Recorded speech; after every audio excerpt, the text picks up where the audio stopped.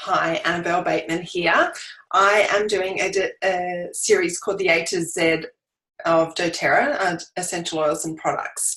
And my aim is to do these videos in short 2 to 3 minutes. So you've just got some practical information about the essential oils that we're looking at. So if you're liking this video or this series, feel free to share it and subscribe to my YouTube channel.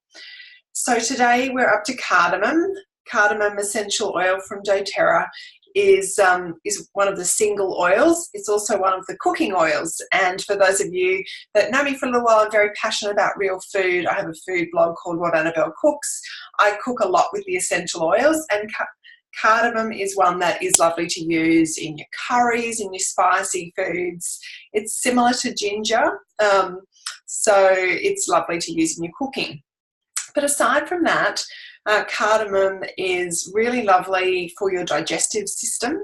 And I guess when you think that it's similar to ginger, we know that ginger is good for, that sort of nausea, unsettled tummy, a bit of digestive support. So cardamom is also good for that. You can use it as I said, in your cooking as a food additive. You can use it topically. You mix this with some fractionated coconut oil or a carrier oil and just rub it over your tummy if you're looking at it for digestive support. The other way that you can use cardamom is for respiratory support. It is actually one of the oils that is in the Easy Air blend, which is doTERRA's respiratory support blend.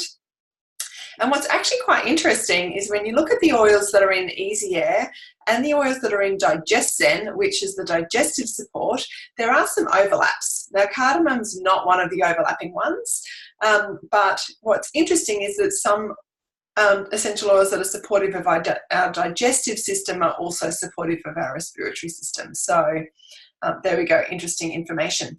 So from a respiratory point of view, cardamom would be really lovely in a diffuser. Would go well with things like peppermint or lavender, those sorts of things.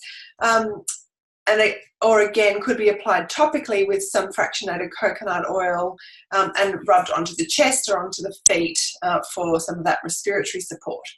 The other thing that's interesting about cardamom is that it's grown in Guatemala, and it's part of doTERRA's Co-Impact sourcing program, which is really quite a unique sourcing program for doTERRA compared to other essential oil companies, where they're really working directly with the growers and the distillers. And in Guatemala, being a poorer country, doTERRA are able to really work and give back into the Guatemalan community. So if you're interested to know more about that, just Google doTERRA cardamom co-impact sourcing, or even just doTERRA cardamom, and you'll find it in the videos.